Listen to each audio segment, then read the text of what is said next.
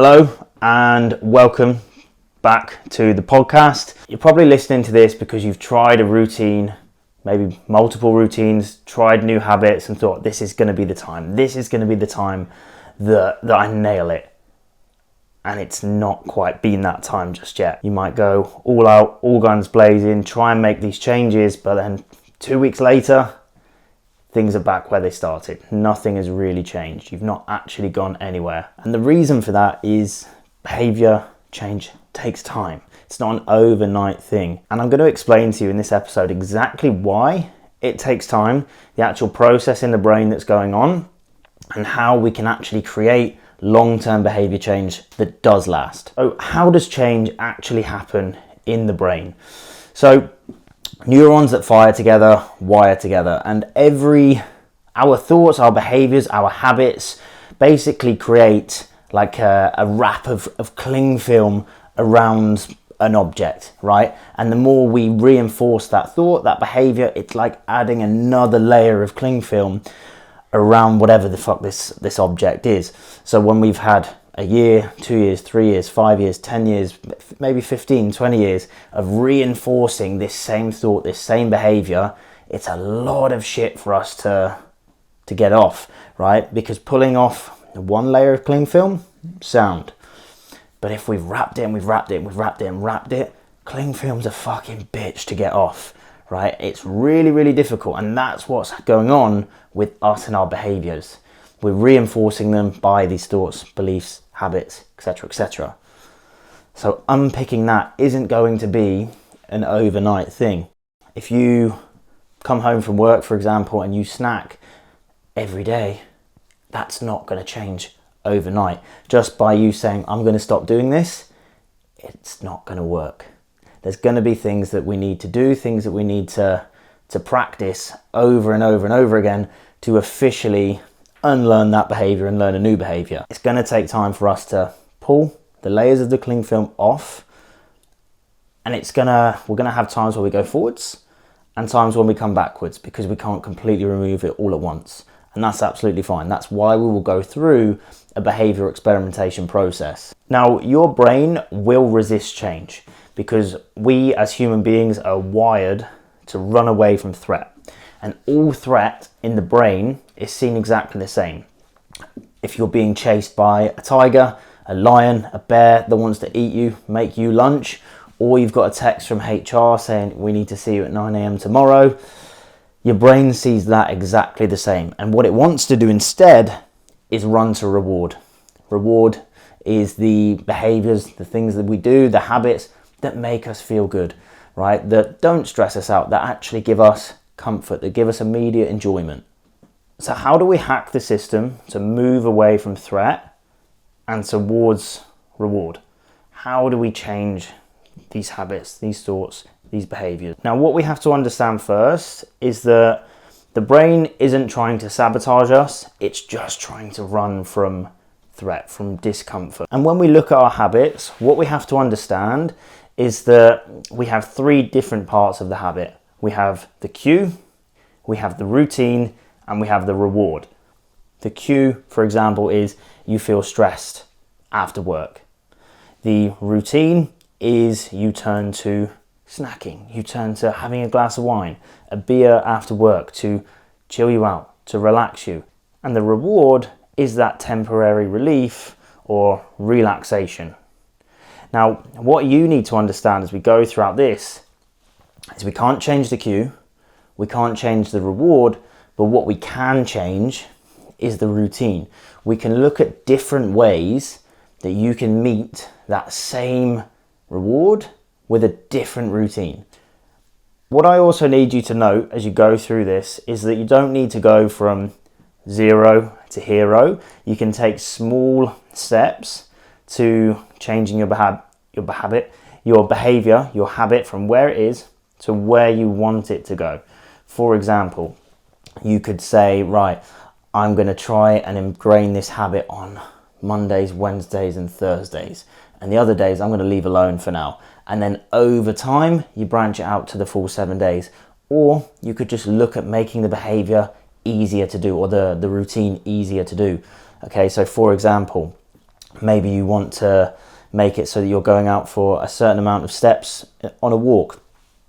You could start with a smaller amount of steps and build the habit in that way. Get your foot in the door and then start to expand from there.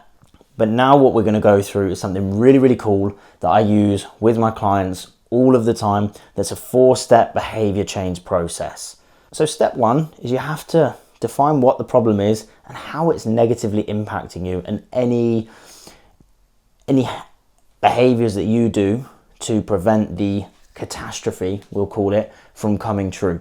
So for example, it could be that you want to train legs properly, you want to squat, you want to leg press, but you believe that if I squat, if I leg press, my shorts are going to rip, right? So for me to prevent that from coming true, I just don't do squats or leg press. The second part of this behavior model is to make a prediction about what would happen if you didn't believe that to be true.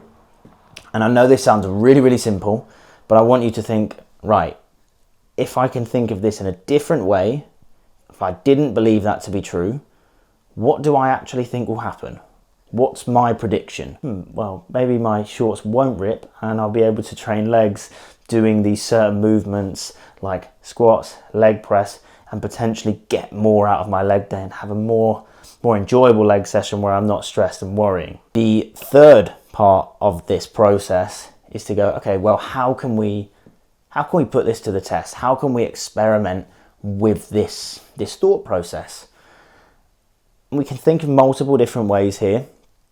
And for example, in the short ripping scenario, we could go, okay, well, I'm going to do the squats and the leg press. I'm going to wear my shorts, whatever it is, but I'm going to wrap a hoodie around my waist. So even if they do rip, I'm still covered and it's not going to be embarrassing and people aren't going to see my asshole, right? So that we can put it to the test. And then the fourth is we can go, okay, well, what was the result of the experiment? Did my prediction come true? Yes or no? What did I learn? And that's really, really important as you go throughout this. You need to reflect on what's actually happened, because as human beings, we're terrible at this and we will just go, I'm going to try to change this thing, but we won't give it any thought before, any thoughts after. So we've got to look at like what actually happened. How did I feel about what happened? What have I learned? What can I do next time to build on this or to do this in a different format? So I'm going to run you through an example of one of my clients and how we utilize this to massive success. So he was a fantastic client. He was getting really, really good results, but we were on a call and he said to me that he was cooking for some friends at the weekend, but he wasn't going to have any. So I was like, why not? And what it came down to was that he was scared of eating foods that were outside of his comfort zone. So he wasn't eating really bland, boring foods on his diet, but they were foods that he was already really comfortable with. He knew how to manage these. When it came to other foods, he'd thought in his head, right, if I eat these foods, my prediction is I'm gonna become fat. Because he'd lost a lot of weight before and he'd previously not had control over his nutrition due to things such as stress, etc. So he was avoiding foods that he really liked because he was thinking, right, if I eat these particular foods, then I'm going to get fat. So obviously what we were going is, right, well, what if we didn't believe that to be true? I'd probably be able to enjoy my food a lot more. I really enjoy this food and that food, and I'd really like to be able to consume that and not worry about getting fat. So we put this to the test, and what we were utilizing was chili heat wave Doritos. I think that's what they're called. Yeah, that's the flavor, right? And that's what he wanted to have, but he didn't want to go straight in and have a bag or whatever. Now he was already cooking Mexican style meals, so this is all client led. I will get them to think and them to come up with a solution. And what he decided was, okay, well, I'm going to take a couple of these chili heatwave Doritos and I'm going to smash them up and I'm going to put them in my meal. Really nice, by the way. So we ran that experiment. We did that a couple of times. Did he get fat? No, he continued losing weight. Great. He was already feeling a lot more relaxed, a lot happier with what he was doing because there was stress going away. But it hadn't completely gone because, like I said earlier, we can take this in a slower approach and go, okay, right, we don't need to go from 0 to hero. We can just go from step 1 to step 2. So the next thing for us to do was go, okay, well, what's the next step? And he decided, okay, well, I'm going to have a pre-tracked packet, a small packet of the chili heat waves Doritos with my lunch once to twice per week. Okay, awesome. We ran that. And again, what was the result of that? Okay, I'm still losing weight. I'm feeling more confident in terms of managing my food. Awesome. The stress was coming down. Then we ran another experiment on the same thing where it was, okay, right. The next step now is we're going to do this untracked. We're going to do this unplanned. Okay, so I'm just going to have a packet where I've not thought ahead. I've not planned anything because it's, it's pre-worked into my calories. No, we just went, okay, we're just going to have this and see how you react. And again, this was all led from him. And this experiment built his confidence massively to the point where we started running this with other foods, with social occasions. And then from when we ran that, he was able to cook for his friends. Really loves cooking. He's from got an Indian family background. So food is very, very much a part of the culture, which he was missing. And it conflicted with his values, which we're going to get onto in another podcast. But for him, a big value is connection, family, friends. And by not taking part in these social occasions, he was really conflicting with his values and struggling to live the life full of purpose and fulfillment that he really wanted to have. So going through this enabled him to do that. It enabled him to go to these social occasions and have the food, have the cheesecake, have the whatever it is, whether it was tracked or not tracked, because he built up the behaviors, the habits around food and the relationship around food to be able to do that.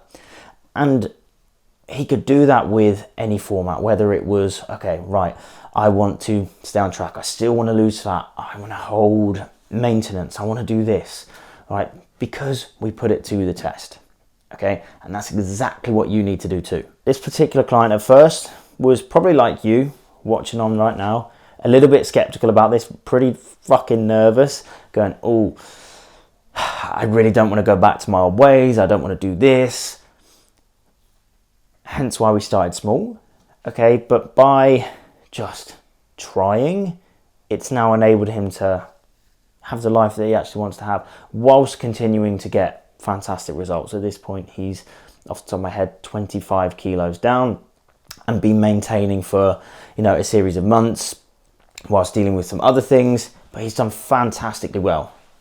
Now, this is how change and long-lasting change actually happens, because we're progressively pulling off the cling film layer by layer. We're not going in balls deep right from the beginning. We'll get to that later, right? But we're pulling off the layers, and then what we're doing is we're putting new layers on, thoughts that he actually wants to have around the things that he's doing. And that goes for you guys as well. Okay, so we have to unwire and rewire. To help you guys do this really efficiently, really effectively, I've put together a dead simple guide that you can DM me, behavior change.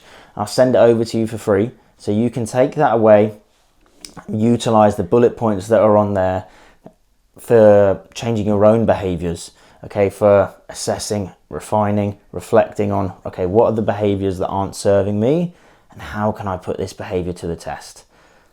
So DM me, behavior change, I'll send that over to you for free, and then I will chase you up a few days after that or a week or two after that to see how you got on. And if you have any questions, you're more than welcome to fire them at me. If you found this particular piece of content valuable, then you should definitely subscribe for more, because we're going to be bringing out a lot more things like this that really tackle the problem at the root cause. We're not just going surface layer stuff. We're really going, okay, well, yeah, the meal plans that you've done before, the particular diet plans, the training plans, they've not worked.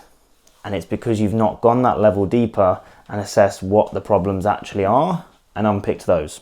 So strap in and look forward to those.